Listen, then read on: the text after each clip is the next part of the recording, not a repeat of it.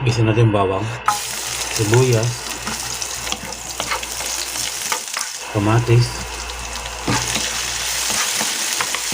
Lagyan natin yung baka. Lagyan natin yung upo. Lagyan natin yung sili, patani, sitaw, okra.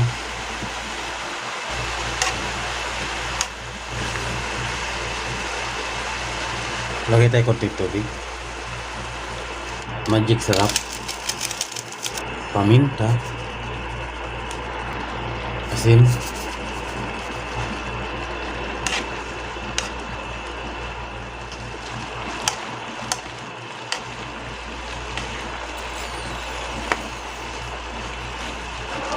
Ayan mga karagon, luto na ang ating ginisang gulay.